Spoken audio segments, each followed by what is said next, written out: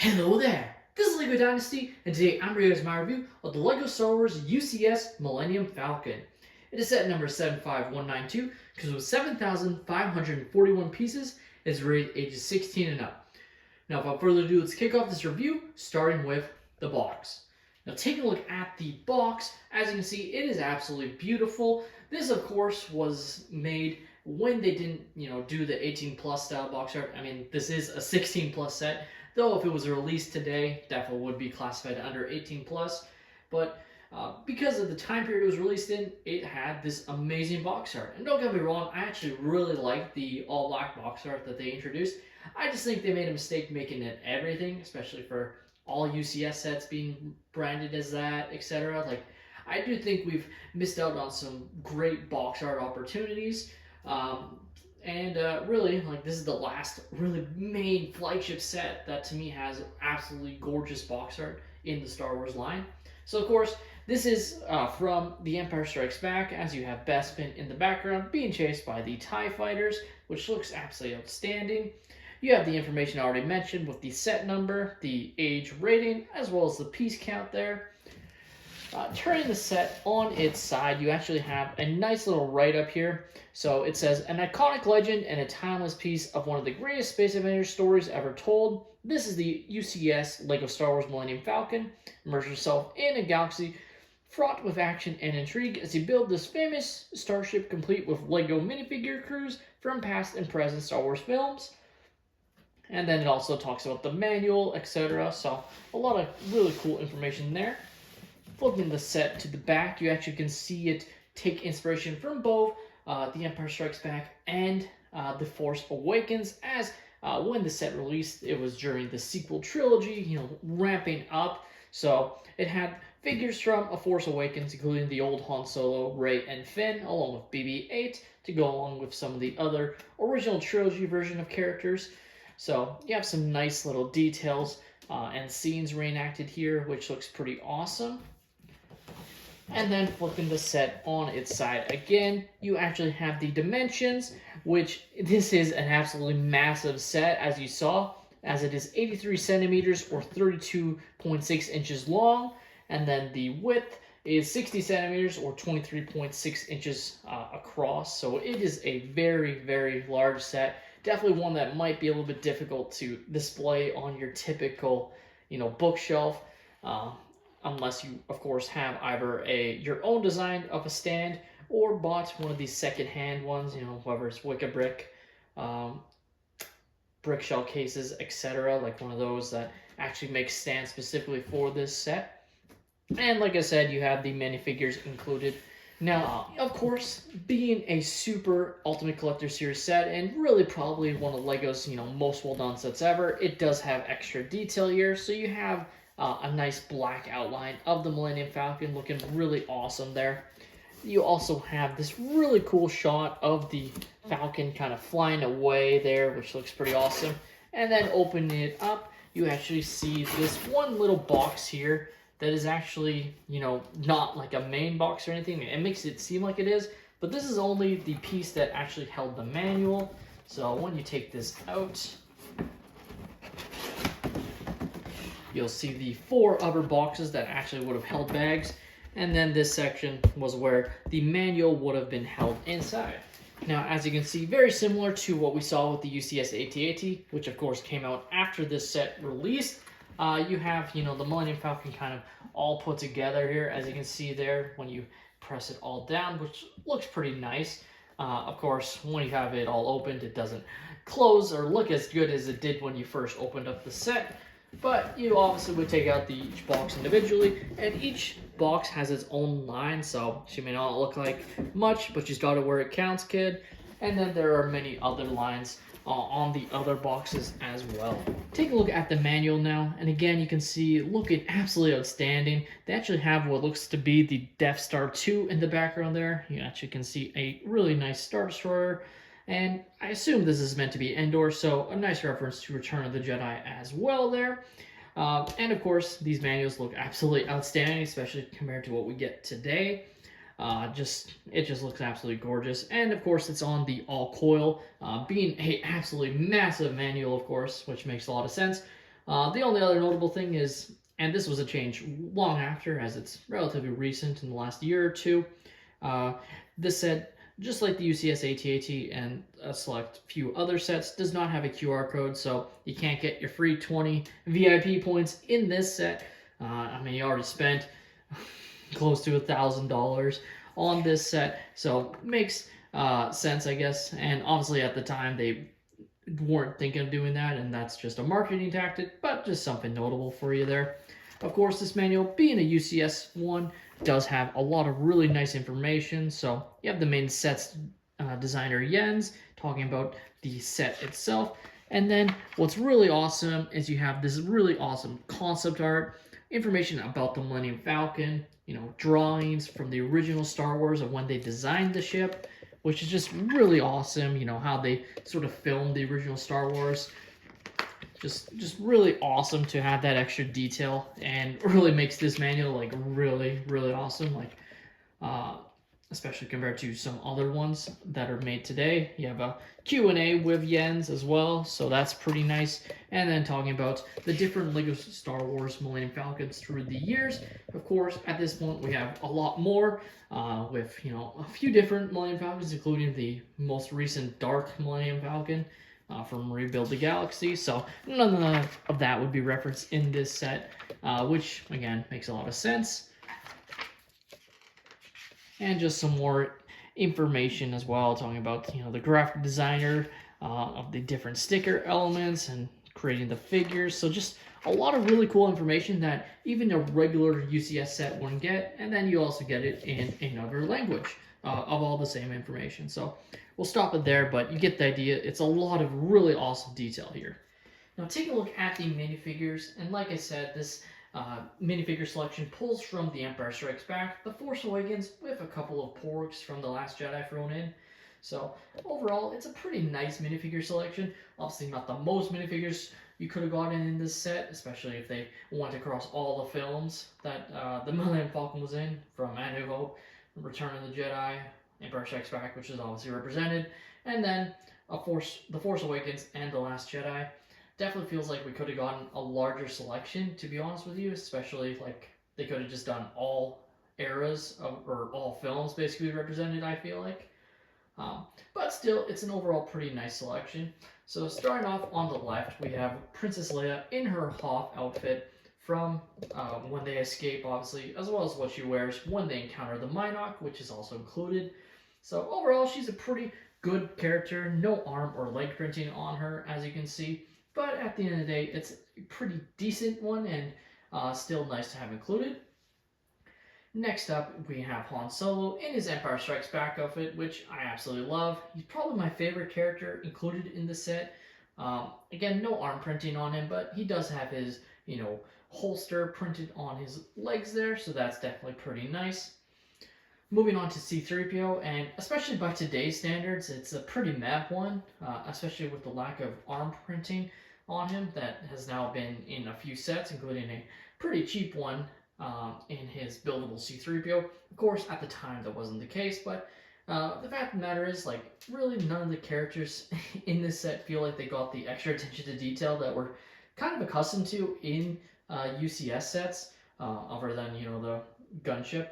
The UCS Republic gunship. So, a lot of figures in UCS sets would get top of the line figures, and just this set didn't get that. Next up, we have a pretty bare bones Chewbacca. There's nothing different about him at all. Like, this is the same Chewbacca we've gotten for years at this point. So, at the end of the day, needed inclusion, but no difference between how he would look in either an Empire Strikes Back set or The Force Awakens.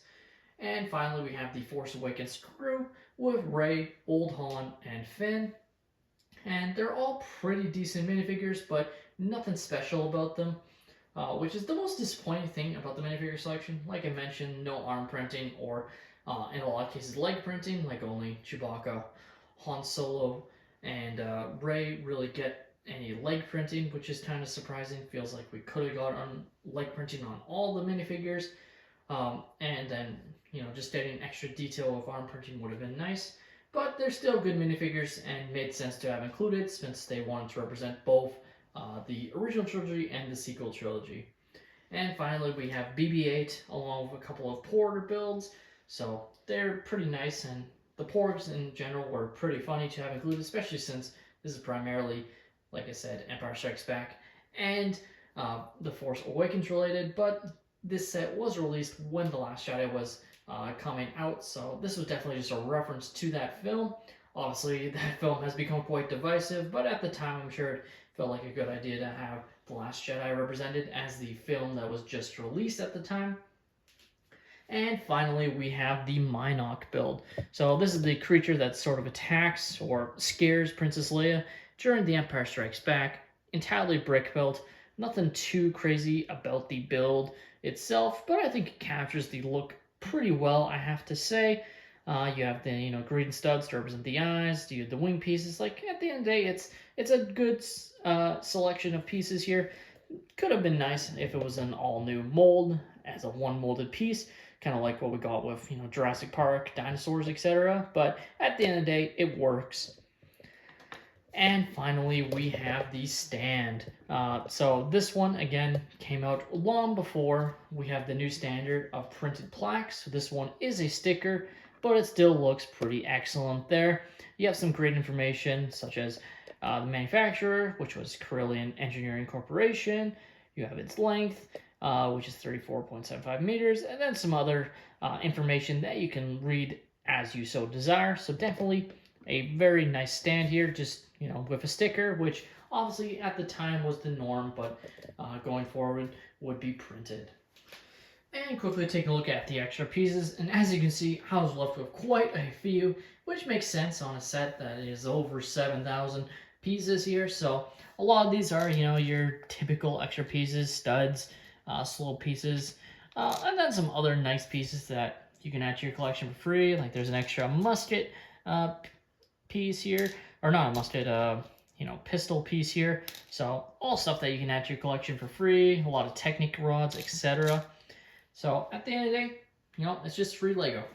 Now here it is, the Millennium Falcon in all of its glory, and it is absolutely beautiful. As you can see, it fully takes up a large space on this table here. Like, it is absolutely massive, and the detail on it is absolutely incredible.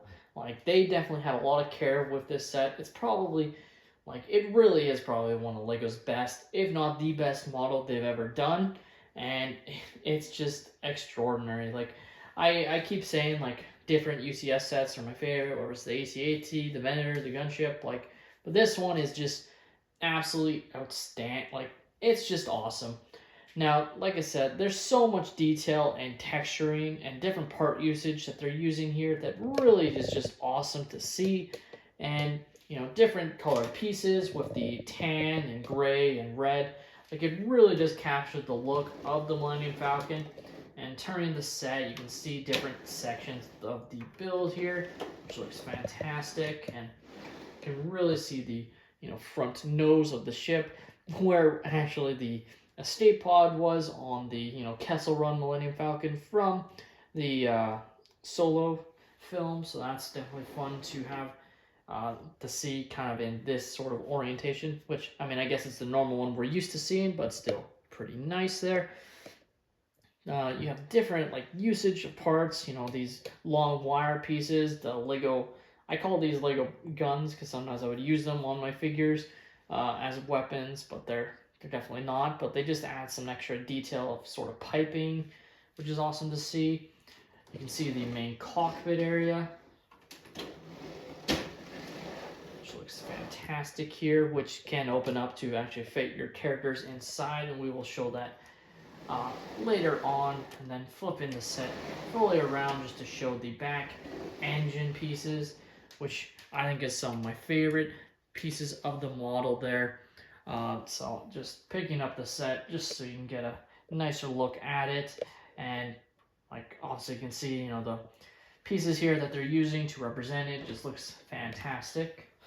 Now, one of the main sort of fun features that they included was the ability to swap this antenna piece or communication dish for the one that it receives after Return of the Jedi, because it actually loses this during the Battle of Endor when it's flying and escaping the sort of second Death Star trench. So very easy, you just literally pop it off, and there's this black piece here. You can see the piece here, which looks pretty nice. Has this nice printed tile as well, which is awesome. And then you swap it for this definitely less cool looking, but definitely very accurate antenna dish that is just entirely brick built. So most people are probably going to keep the original, but it's definitely nice that they give you the ability to swap between the two here. And it does have some, maneuverability to represent when it's trying to communicate. So taking a look at the cannons here, and there are actually cannons on the other side. So this is where, during like A New Hope, Luke is in one side, Han is in the other, and it does have some nice swoopability here, which is pretty awesome, as you can see. But the other thing is the fact that you can actually pull out this whole section to reveal, underneath some of the other sections here. So here you have this one spot, which is supposed to be where the characters are firing. So, like I said, where one of Luke or Han would be shooting at the TIE fighters during A New Hope. But of course, this is not the only section that can pop off to reveal an interior. So we will just grab different sections. A lot of it is held very loosely, or just by some minor technical connections here. So at the end of the day, some of it is going to just be hiding some technic work, but there is aspects of an interior inside, as you can see, sort of popping off these sections here.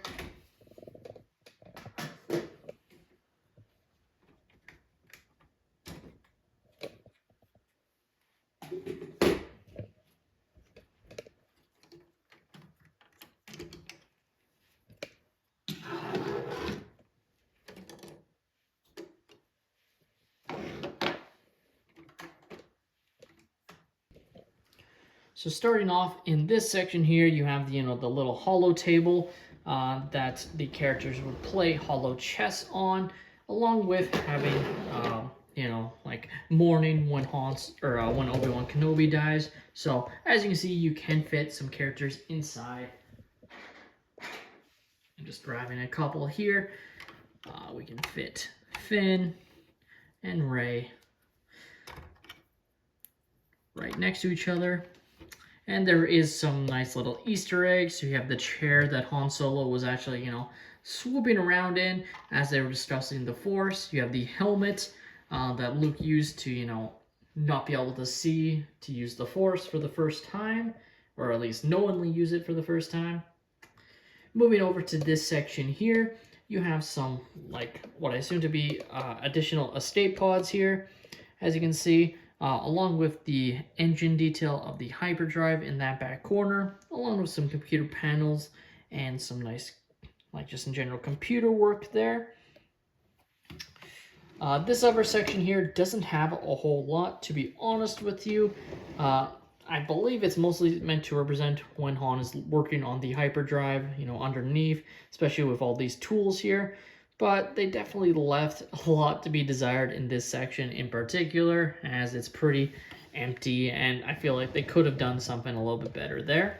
Next up, like I said, you can of course fit some characters inside the cockpit, so it is kind of fun popping it off, but as you can see, plenty of space for your characters.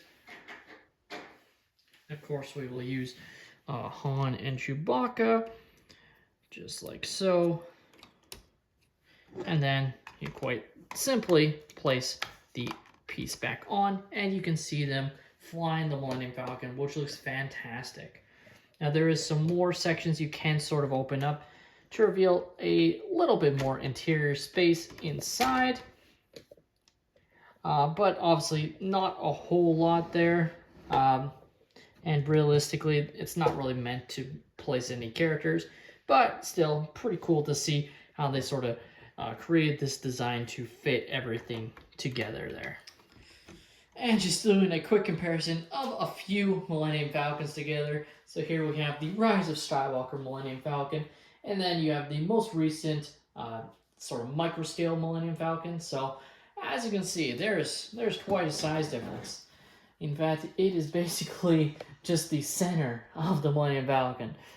So definitely pretty fun to look at all these different versions. Of course, there's many others, like the dark Millennium Falcon, the all black one, that I also have. But just figured I'd show a couple of them next to each other just to show the overall size difference of the models.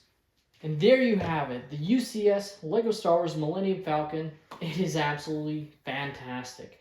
This is an absolutely extraordinary model, and it's definitely a must-have for any huge Star Wars fan, any huge LEGO collector. Like, this set is absolutely outstanding, and it really feels like we're finally nearing the end of its lifespan. But this one's such a fantastic model. I recommend picking it up. Yeah, it's expensive at $849.99 US and $1,049.99 Canadian, but it's well worth it in my opinion, which I don't say for many Lego Star Wars sets or Lego sets in general. Like, Lego is expensive, but this one it's just worth it. With that being said, that's all my opinion. Let me know your thoughts on the LEGO Star Wars UCS Millennium Falcon in the comments below. Have you guys picked up this set, or are you planning to? Do you have the previous one that released in 2007, or are you guys just big fans of this one? Let me know. Please leave a like and subscribe if you have enjoyed, and have a great day, everyone.